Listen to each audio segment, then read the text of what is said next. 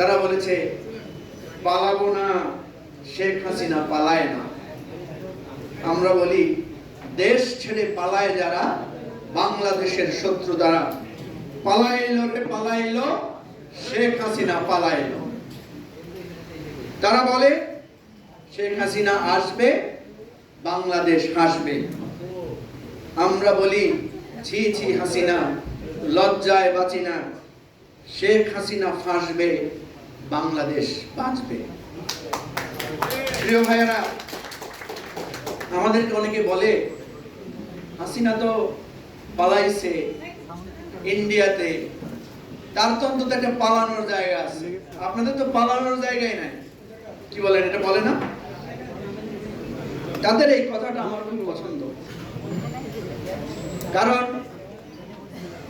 আমাদের পালানোর প্রয়োজন কখনো আমরা বোধ করি নাই। গুলি এসেছে, আমাদের ভাই বোনেরা হাসি মুখে গুলি বরণ করেছে, আমাদের সন্তানরা গুম হয়েছে, আমাদের মায়েরা চোখের অশ্রু মুছে দিয়ে আমাদের সন্তানদের ফিরে আসার অপেক্ষা করেছে। সুতরাং আমাদের যেহেতু পালানোর জায়গা নাই, আমরা লড়াই করব বাংলাদেশের সবুজ চত্বরে দাঁড়িয়ে। আমরা বাংলাদেশে এই জুলাইয়ের অভিষ্ট লক্ষ্যকে বাস্তবায়নের জন্য আবু সাইদ, মুগ্ধ এবং আমাদের শত শহীদ, আমাদের সেই শিশু শহীদ জামিরের আত্মদানকে বুকে বেঁধে নিয়ে আমরা আমাদের অভিষ্ট লক্ষ্য অর্জনের জন্য আমরা এগিয়ে যাব।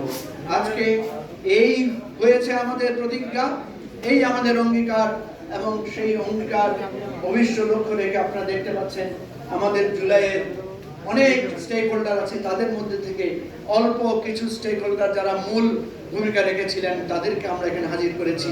আমরা তাদের কথা শুনবো। সাংবাদিক বন্ধুদেরকে বলবো ধৈর্যের সাথে, একটু সহমর্মিতার সাথে আপনারা কাজ করবেন।